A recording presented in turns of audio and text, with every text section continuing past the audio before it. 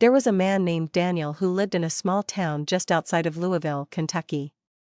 He wasn't famous. He didn't have a best-selling book, or $1 million company, or even a college degree.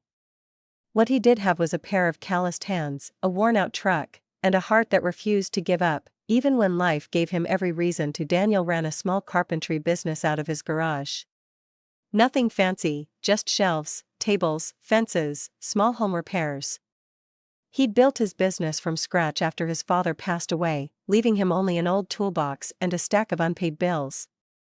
Still, Daniel believed in two things: hard work and thinking positive. No matter how bad the day got, no matter how empty his bank account looked, he'd tell himself, "Tomorrow's got something better for me. Just hang on." People around town knew him for that attitude. "That's Daniel," they'd say. "Guy could lose his roof and still tell you the sunshine's coming." And he did lose his roof once. A tornado clipped the edge of town, tore through the back of his house, flipped his truck, and destroyed half his workshop.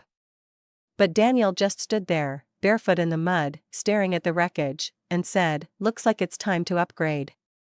Now, here's where the story really begins. Point 1: Winter, business dried up completely.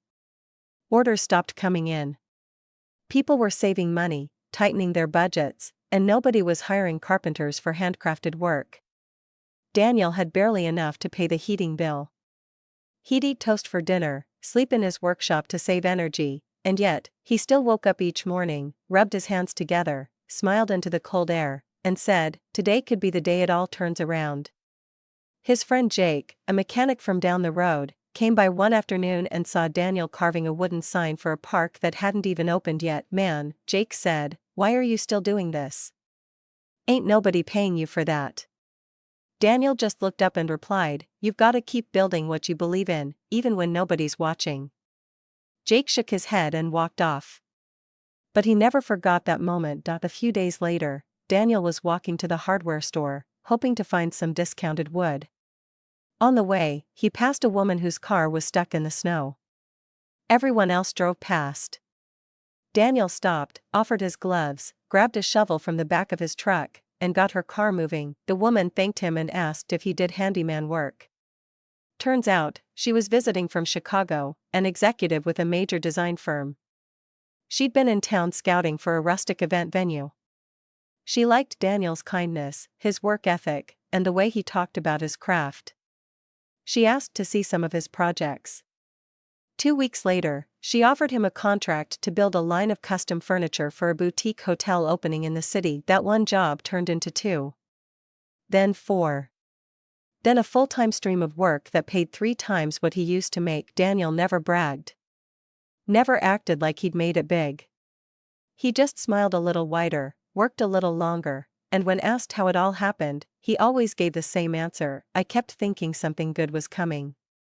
And when you think that way, you start acting like it's true. And when you act like it's true, it kinda becomes true.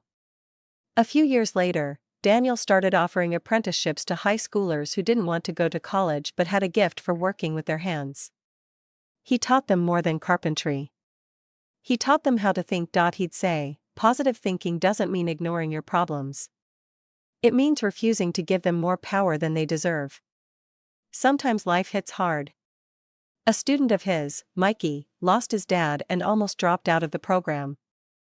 Daniel sat with him for hours and told him about the tornado. About the empty winters. About walking in freezing cold to a store with no money in his pocket, but hope in his chest. "You don't build a life in perfect weather," he said. "You build it through storms, and you hold on with both hands and a better attitude." Mikey stayed. That kid went on to open his own repair shop.